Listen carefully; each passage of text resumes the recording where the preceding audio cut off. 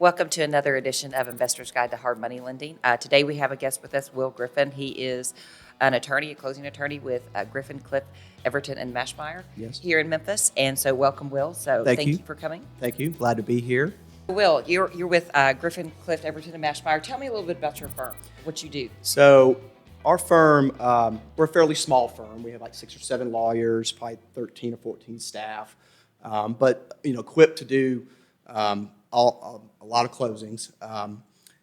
We do residential, commercial,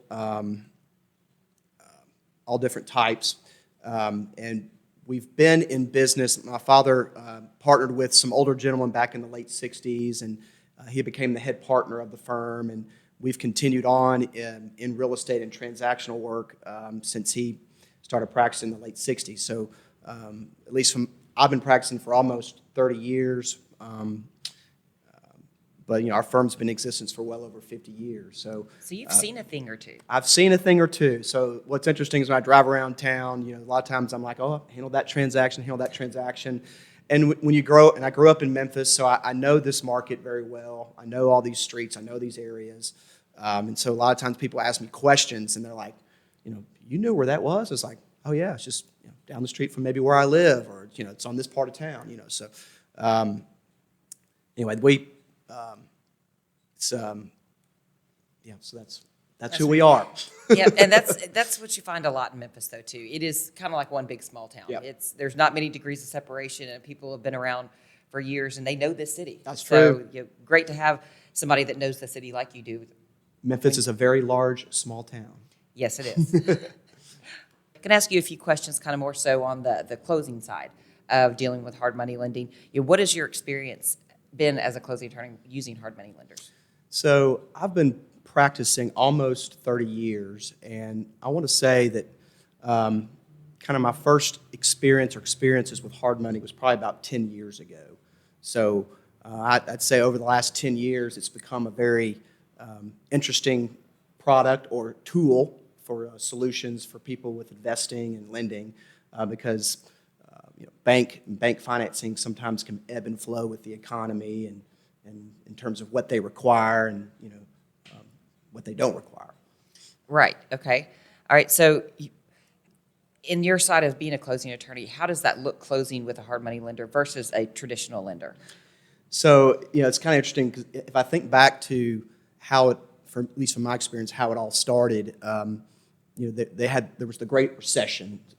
2008, 2009, and then as a result of that, there was a fallout of a lot of banks taking back properties and financing, and then a lot of people had been losing money kind of like out of the stock market, and so I started to get introduced to people who were doing what they called private lending, some people that didn't want to put their money in the stock market. So I feel like that was kind of the birth of what we consider hard money. Okay. Now, to this day, it's at a much different level. But that's kind of like where I remember it all kind of starting. Now, from the standpoint of how the closing looks, I'd say that it's still the same as any other closing. Part of what we do is we check the title, do a title exam, obviously prepare a settlement statement. If it's a cash closing, we have to obtain those funds, whether they're certified funds. If we're doing financing, whether for a bank or a hard money lender, that involves preparation or at least receiving of a loan documentation, which includes a note, a mortgage, other security agreements, assignment of rents and leases, that type of thing. So overall, it's still the same process, but just different from the standpoint of the terms and how the pricing, or even like draws and that type of thing. Okay, all right. So for speed purposes, like would you say that hard money usually is faster, slower than traditional financing? So what I've started to see is it's definitely faster, and I know that like CoreLend, they take pride in turning deals pretty quickly. So part of finding a good deal, whether it's through a wholesale or something that's been on the market, usually a seller wants their money as quickly as possible. With traditional lending, if you approach a bank, 1, they're going to review your financials. 2, they're going to check your credit. 3, they're going to order an appraisal. 4, it may have to go to some approval committee. And so that process can take a fairly long period of time. I'd say a traditional closing lasts it takes about 30 days to close.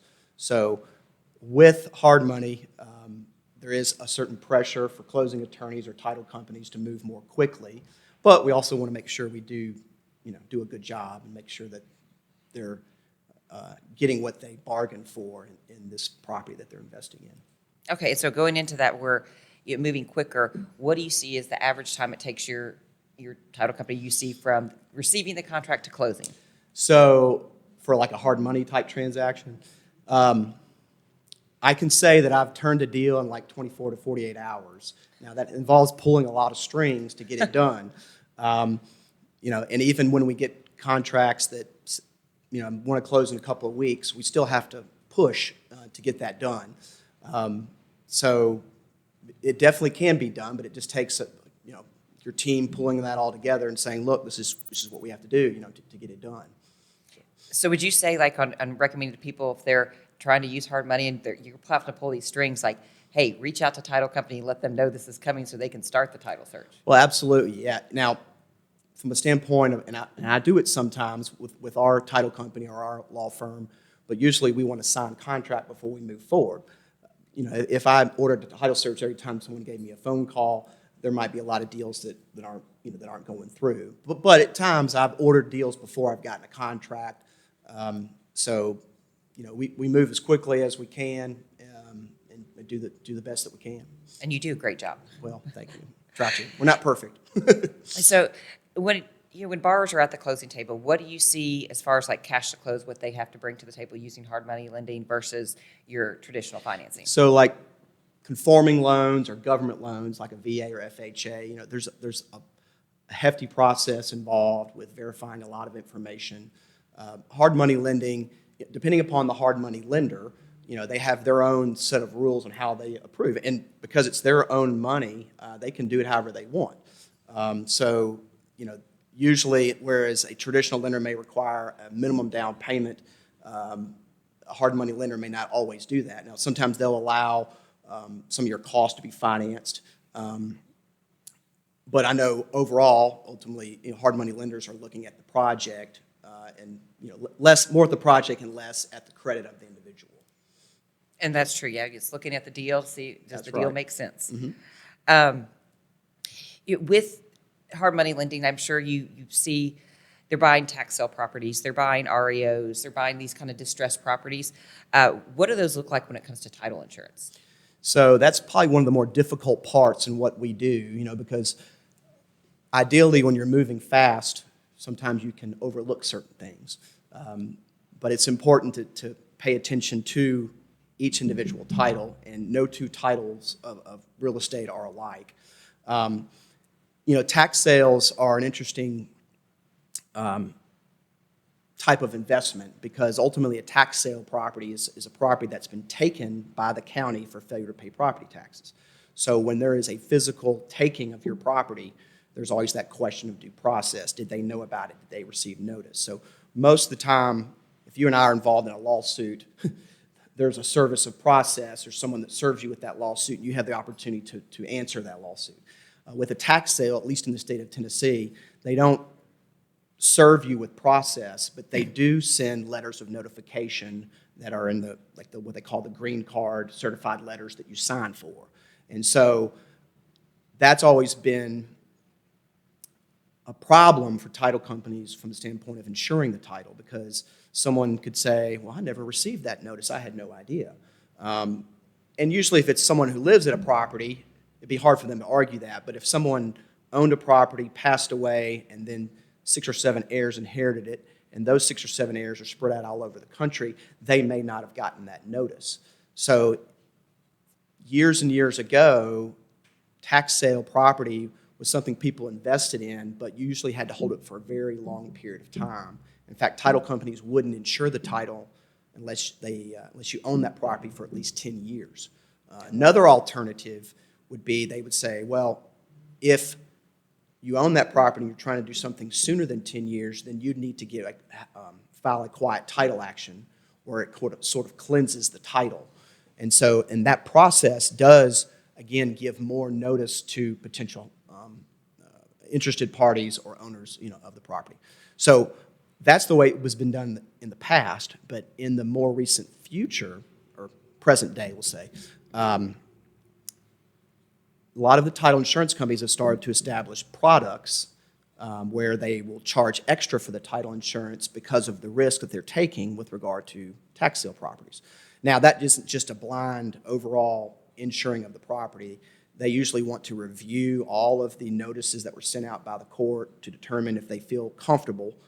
So there are sometimes situations where they say, this is too risky, that these notices were not received, or there's other factors that they may say that they don't. But I had a deal recently where the tax sale took place maybe a year or two ago, and I went over it with the title underwriter, and they said, this one looks okay. We're going to insure it with the additional risk endorsement. And what they typically have been charging is an additional $1,000. So, if you've got basic title insurance for $1,000, and then you have a tax sale with a risk endorsement, then that's almost twice as much. But also less than waiting 10 years or spending several thousands of dollars in attorney's fees to get a quiet title action. And how often do you see that?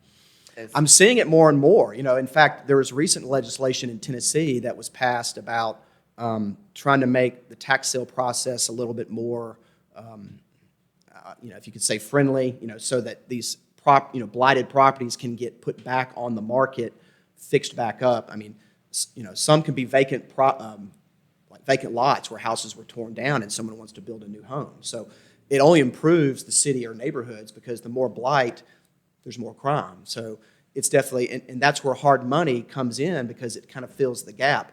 Most banks are really not going to want to touch that, definitely in certain areas. But with some risk and higher rates, hard money is something that can be a tool to accomplish that goal. Yeah, you're right about that. I mean, just to kind of elaborate on that, one of our bars built over near Soulsville, USA, and Stax Museum. Mm-hmm. And so she had her ribbon cutting ceremony for it. Well, one of our people that came to one of our coffee meetups, he would happen to be there too, and he noticed that we were funding. He'd owned land for years over near that Faxon Avenue. Now he's going to apply for a loan to try to build, because he's like, somebody else has started it, so why not? And maybe he didn't have anyone that was willing to do that. So it is an opportunity, that fills the gap for either new investors, because it's kind of like when you apply for a job. They're like, well, we're looking for somebody with experience. Well, how do you get experience? Right. Somebody's got to. You got to start somewhere, So this is a way that a lot of people can get that experience, and ultimately, if they have a good track record, hard money is not for what I call typically long term. Right. If you're going to keep properties, you want to roll that into bank financing. So you still need bank financing, of course, because that can be better, more attractive rates. But if you show a proven track record, then a lender might say, okay, well, we like this, whereas you're starting from scratch saying, hey, I want to rehab a house or build from the ground up, and they're like, that's too risky, So.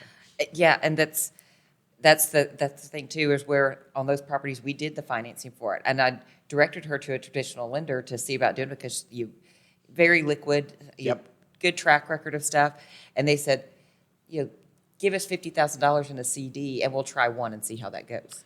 I think I saw that podcast. I saw that, so that's interesting, because we'll see. Right. And so, I mean, I'm an attorney. I don't operate typically on we'll see. Give me the facts, and then let's make a decision, yes or no. Right. Exactly. And so, do you see more title issues on some of these properties because of where they're sourced? Like, are they? Yes. I mean, if you think about distressed property, somebody letting something go, maybe they didn't have the money to pay the taxes, which is why it went into a tax sale, or maybe they inherited a property that their mother had a mortgage on the property and they couldn't afford it, so then you let it go into a foreclosure. So a foreclosure is another type of taking of property. It's not taken by the government, but it's taken by a lender or lending institution. So, so whenever there's a foreclosure, you got to check the title, because a lot of times, not just that foreclosure, there could be other liens against the person that owned it, because that may not have been their only problem. Maybe they failed to pay the IRS and then in a tax lien. So again, there all has to be proper notice given when a foreclosure takes place to make sure that title is good. And so there, unfortunately, at times, I may have a client that wants to close in 2 weeks. I examine a title and I say, we've got a problem, and they're like, oh, this is such a great deal. And it's like, yeah, but you'll have a much worse problem if you buy this, And that goes to the marketability too, because a lot of times people say, well, what is title insurance? Title insurance I don't think it does anything, but once a property is insured or the title, it affects its marketability. If it's not insurable, then it's not a property that typically can be sold several times, unless you can wait to get that title insured. So it's very important, especially when you're talking about distressed properties, OREO. It's important across the board, in my opinion. And you're right. It was years ago that it was a $75,000 land sale. There ended up being 12 heirs to track down. Mm-hmm. This little $75,000 sale took 11 months because of tracking down every single heir. So you got to have some patience sometimes. Yeah, it's not usually the multi-million-dollar property that has 12 or 13 heirs. It's usually that smaller one. Yes. And a lot of times we look at that, and my staff is working on, and we're like, this is not really a big money maker, but we've got to take care of it and get it done. Because you have a willing buyer, and if you don't get it done, then that property is never going to sell. So to me, sometimes it's taking pride in actually completing the deal. We all like to make money based on our time, but sometimes it's about getting it done and saying, hey, I did that deal with 12 or 13. They're like, you did? You're like, yeah. Yeah. It took several weeks, but yeah, it takes a point of pride. That's right. And it is on some of those things. I know for CoreLend we've sold before a manufactured home, and that it was funny on that you don't realize how important plates are on those. Yep. So these things, it's always on these more difficult ones. You always can learn something on them. So, all right. So how important would you say is helpful to use an attorney that has experience dealing with hard money lenders? So, if we go back to investors, if you're trying to build your team, you want to have a relationship with a good lender. You want a relationship with a good attorney or a title company. So we as a law firm have a title company within our firm, but we practice all other different areas of transactional work, whether it's foreclosures, leases, commercial property. We even have an attorney that does estate planning. But, so definitely you want a relationship with a good attorney or a title company. A lot of title companies do have attorneys in their office because sometimes you need that little extra advice. And they're also reviewing documents, and you want them to understand, like, what are the terms of this loan, especially when they're first-time, whether they're first-time investors or even just a first-time home buyer. So it's important that you have somebody that you trust, and if they see something that's, hey, this is not what I normally see, listen to that advice from that person, and maybe sometimes those deals aren't worth going through if something doesn't look, up and up. And so this is kind of a throw in a curveball question, but on some of these of looking things through, making sure it's a good deal, what do you see when you see like daisy chain contracts, where when it comes to wholesalers, where you're seeing all these different assignment fees? I have actually heard the term daisy chain, but I think I know what you're saying, where there's multiple layers of wholesalers involved. So anytime we do a transaction, it's important that we have it documented. Your first document to a deal is a contract. So if you're wholesaling that contract, you need an assignment of that contract. And if there is a daisy chain, that there are multiple layers of those people. So I've had at times seen like, okay, well, who's this? Oh, well, this is so-and-so that's getting part of this deal. Okay, they just send me an invoice. Like, well, I need something that reflects that, they received an assignment of those rights in the contract of which they are receiving compensation for that assignment. So, it's never a perfect deal, but at times I'm having to get with those and say, look, I understand what you're trying to do, but we need more documentation, because if something goes south on that closing after it takes place and someone said, well, I didn't know so-and-so was involved in that and all that. So I try to be as transparent and upfront to let everybody know who's getting what out of the transaction. So, there's always a level of attorney-client privilege, but yet, it's a fine line, but you definitely do, use your common sense in terms of trying to disclose everything that you feel is important to your client. I gotcha. Okay, well, those are the questions I had for you. What questions do you have for me? You know, I've done a lot of closings for CoreLend over the years, and I've heard a lot from you as well as other members of CoreLend about the approval process. So I've always been kind of curious as to what exactly does, you know, if I were a first-time investor and I am just trying to learn this process, how would you walk them through that in terms of what is required of them and, you know, the steps that they take? Do they seek like a pre-approval and then go find the deal, or vice versa?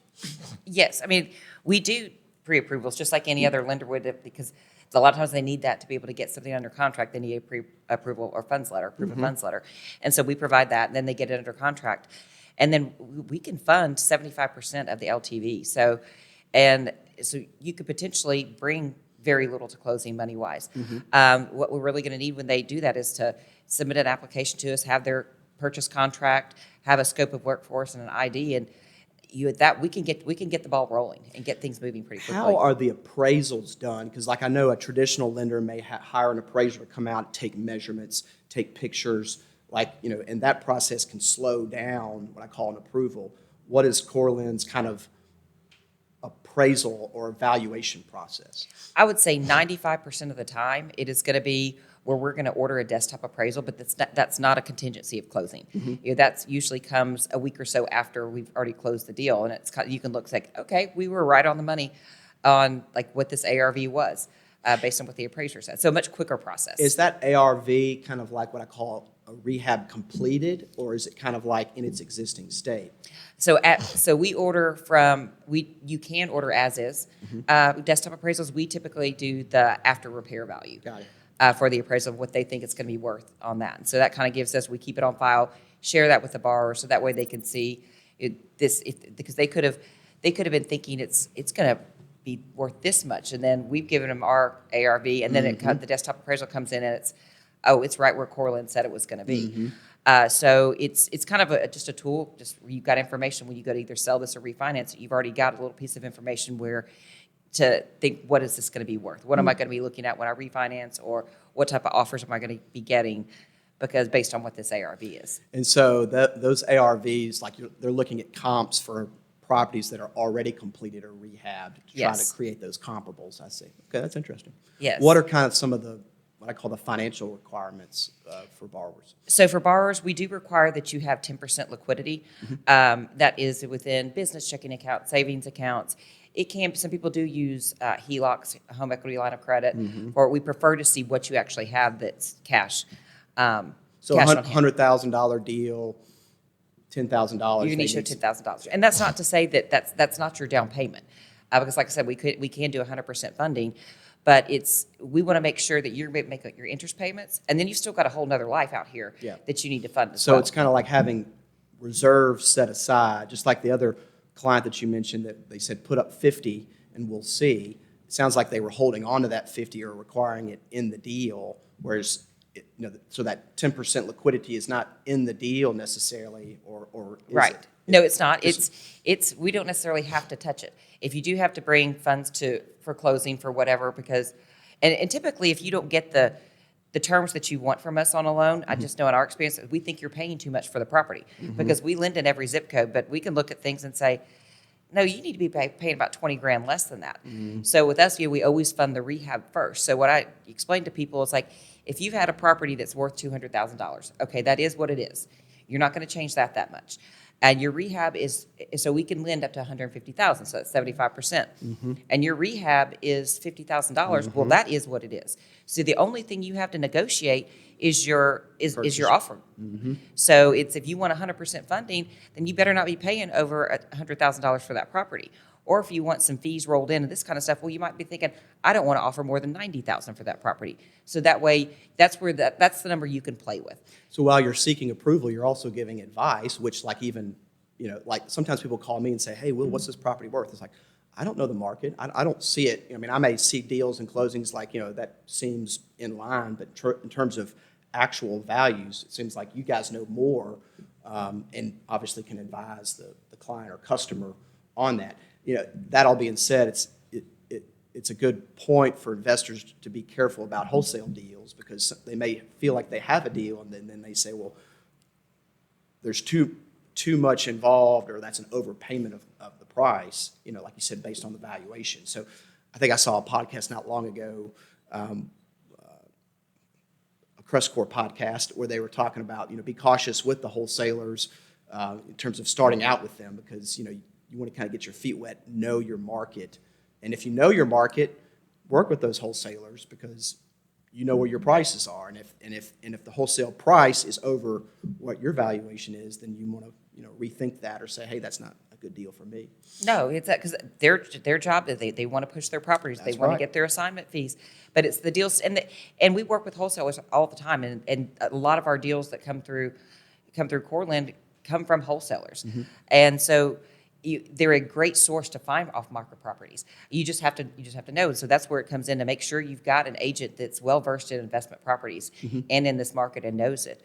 And it's also the strategy, too, I was just discussing with another borrower. There's a property they were going to get in Bartlett for under contract for $195,000. That's fantastic. But the rents in Bartlett they were thinking $1,900 in rent. Well, there's a $30,000 rehab. So now they're $225,000 into it. And they're thinking of the BRRRR strategy. Well, that's really not going to cash flow. And so I'm directing, well, it might be better to think of this as a flip, because there's going to be a floor of what a rehab property is going to sell for. That's right. In that area. And it could be a good opportunity for somebody like as a owner-occupant, because again, an owner-occupant might pay a little bit more because they're using it for their home. Investors look for that cap rate return or cash flow. Yes. And so that's where we kind of look at analyzing the deal. Are they doing one where they're going to try to refinance it for a DSC or for like an investment loan, or are they going to flip it? Because your ARVs might be different there. For like kind of going back to the 1% rule of, where if you're getting $1,900 in rent, chances are that property is not going to be worth much more than $190,000. But it's not occupied, and it's an owner occupant going to buy it. They are going to pay more, especially in some of these in some of these areas. Yeah, that's interesting.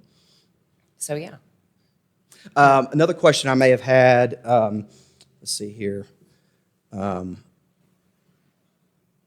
addition to fix and flips, CoreLend does do like semi-permanent loans or amortized type loans. We do, and those are, I don't recommend those. I recommend those in very certain scenarios because it is still hard money lending. It's still a higher interest rate. But where, say, you go and you've gotten this great deal. This property is appraised at $100,000 and you're only paying $65,000 for it. We can fund 100% of that versus a traditional lender. They're not taking into account your good deal. No, they're still going to require that 25% down for that property, and where we don't. So typically it's I think appraised value or contract price, whichever is less. Right. Yeah, exactly. And so we say, hey, it appraised for $100,000. We can fund all $165,000 of it, and then so it is amortized over a 20-year note and a balloon payment after 5 years. However, I tell people on doing it, and sometimes they're trying to build their credit because we don't have that minimum credit score. So there's no prepayment penalty for ours. So it's either you've got a great deal and you want to get 100% financed. Well, then stay in this loan for 6 months, a year, and then go get it refinanced, and you've never had to bring that 20% down. Or show a history of payment schedule, or or the rents have come in. Like you said, maybe that $65,000 house is getting $800 or $900 a month in rent. Right. So then it makes sense. You can get it refinanced with a traditional lender, or if you're building your credit back up, like, hey, you're in here for 6 months, a year, 2 years. I think the max, usually about the max we see people be in our long-term kind of buy and hold, a more traditional lending for us for hard money is about 2 years. And then they go elsewhere because it's going to cash flow a lot. But if it's going to cash flow at ours, you're definitely going to be cash flow when you go to refinance. Yeah, or they're maybe trying to sell it pretty quick. Sell it. Yep. So my last question, I guess, comes back to kind of what is CoreLend's footprint, in terms of where exactly are they lending, and what is kind of that, are there approval processes for that? Like, we know that we're heavy in the state of Tennessee, but what other states is Core? So we will go within about an hour radius of Memphis. So we are fully into Jackson, Tennessee. We are into the West Memphis, Arkansas, up to Jonesboro, Arkansas. We go in North Mississippi, kind of about an hour south of that. So all the surrounding counties of Shelby County. And then we also recently started lending in Birmingham, where we have teams in place there. And so in a little radius Know of your Birmingham. market. Know your market. Yeah, there was a lot of research done to go into that market. We felt like it was familiar to us, kind of more similar to the Memphis market. So we are we are expanding. We have expanded a little bit, so we can do all those deals. Now I get calls from people like, "Hey, can you do this deal in Tampa?" No, we cannot do this deal in Tampa. So it is the kind of just this A little bit of a stretch, yeah. right. It's not that we wouldn't want to do that. We just don't have the bandwidth to be able to get our teams to go for the draw process, for the rehab, to go on inspections, and we do have our team set up in place in all within the Memphis area. And that's extremely important. Yeah. It is. It is. And it's because, we want to make sure our borrowers are protected too. Like, they might be out of state. We get a lot of out of state borrowers, and they're relying on these teams here. Well, we go and inspect. They might have think, oh, this work's been done, and we're like, no, it actually hasn't. So it's really to protect our borrowers too. We want to set them up to win, and so to keep our hands on it, to keep our eyes on it. That's what we found works best versus being from afar and seeing them. Because if they fail, they don't come back to see us, and we want to have repeat borrowers. We want to see them to get financial freedom and gain wealth through doing all of this. And so we kind of act as a partner with them on that. That's great. Awesome. Well, I appreciate having you in. Thank you. So it was a great conversation, and look forward to seeing you soon. Yes. Thank you. All right. All right.